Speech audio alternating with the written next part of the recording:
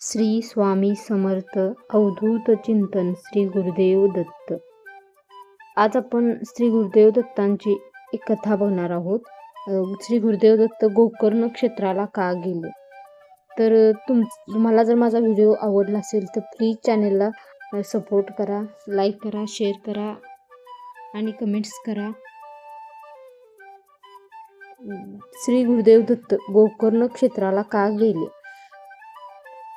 लंकेचा राजा रावण एकदा आईला भेटायला गेला असता ती मातीचे शिवलिंग करून त्याची मोठ्या भक्तीने पूजा करीत होती असे त्याने पाहिले. तिला नमस्कार करून तो म्हणाला, तू माझी आई म्हणवतेस आणि मातीचे शिवलिंग पूजतेस, या पूजेचे काय फळ. त्याची आई म्हणाली, लिंग पूजा केली म्हणजे कैलासपती प्राप्त होते. रावण म्हणाला, कैलासासह शंकराला लंकेत आणतो हा माझा निश्चय आहे. तू मातीचे लिंग का पूजतेस असे म्हणून रावण कैलास पर्वतावर गेला. आपल्या 20 हातांनी तो कैलास पर्वत हलवून उचलू लागला. पार्वती शंकराला म्हणाली, याचा प्रतिकार करा.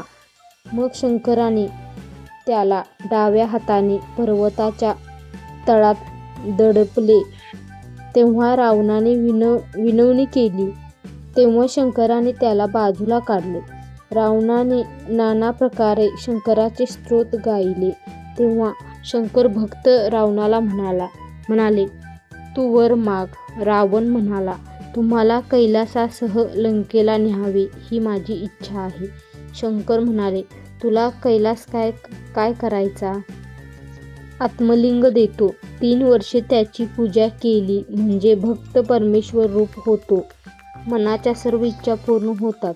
हे लिंग लंकेत नेऊन त्याची स्थापना कर. वाटेत कोठे जमिनीवर ठेवू नको. रावण लिंग घेऊन चालला. नारदाने ही गोष्ट इंद्राला सांगितली. सर्व देव विष्णूकडे गेले. विष्णूने शंकराला विचारले. शंकर म्हणाला, त्याच्या भक्तीने मी भुललो. विष्णूने नारदाला रावणाचा विलंब करण्यास पाठवले व गणपतीला विघ्न करण्यासाठी पाठविले. गणपती बाळरूप घेऊन समुद्र किनाऱ्यावर गेला. देवांनी दिलेले लाडू, पंचखाद्य, ऊस, खोबरे, डाळिंब, तूप, दूध, साखर हे जिन्नस भक्षण करीत ते तेथे फिरत असता रावणाने त्याला हाक मारली. त्याला पाहताच गजानन पळू लागला. तेव्हा रावणाने ब्राह्मणाचे रूप धरले व गणपतीला धीर दिला. रावणाने मनात विचार केला, जर आपण संध्या केली नाही तर व्रतभंग होईल. तो गणपतीला म्हणाला, मी संध्या करीपर्यंत तू लिंग धर. गणपती म्हणाला, मी 3 वेळा तुम्हाला हाक मारेन. जड झाल्यास लिंग जमिनीवर ठेवीन. गणपतीने असे म्हणून लिंग घेतले. रावण संध्या करण्यासाठी समुद्रात गेला.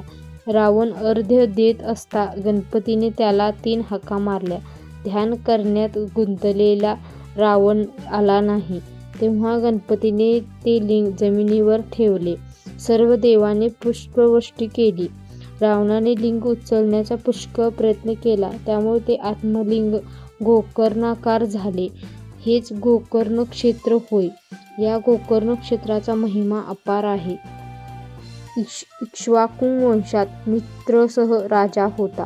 त्याच्या हातून ब्रह्महत्येचे पातक झाले. त्याने अनेक तीर्थे केली, यज्ञ केले, तरी ब्रह्महत्येचे पातक नष्ट झाले नाही. राजा पुढे गौतम ऋषींना भेटला. तेव्हा ते म्हणाले, तुझे महापातक फेडण्यासाठी तू गोकर्ण क्षेत्रात जा. तेथे शंकराचे वास्तव्य आहे. इतर तीर्थांना जाऊनही या गोकर्ण क्षेत्रावाचून मोक्ष नाही. या गोकर्ण क्षेत्राचे महात्म्य मी डोळ्याने पाहिले आहे.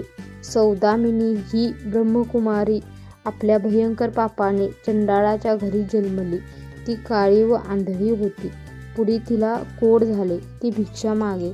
एकदा शिवरात्रीला भिक्षा न मिळाल्याने तिला उपवास घडला व तिच्या हातून नकळत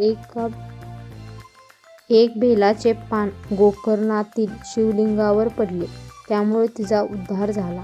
शिवदूतांनी तिला शिवलोकात नेले. असे हे गोकर्ण क्षेत्र आहे. तेथे तू जा. मित्रसह राजा त्या क्षेत्रात गेला व पापमुक्त झाला. योगी म्हणाला, हे नामधारका, श्रीपाद श्रीवल्लभ गोकर्ण क्षेत्री का गेले याचा उलगडा तुला झाला असेल. नामकर्णी म्हणाला, श्रीपाद श्रीवल्लभ पुढचे चरित्र मला सांगा.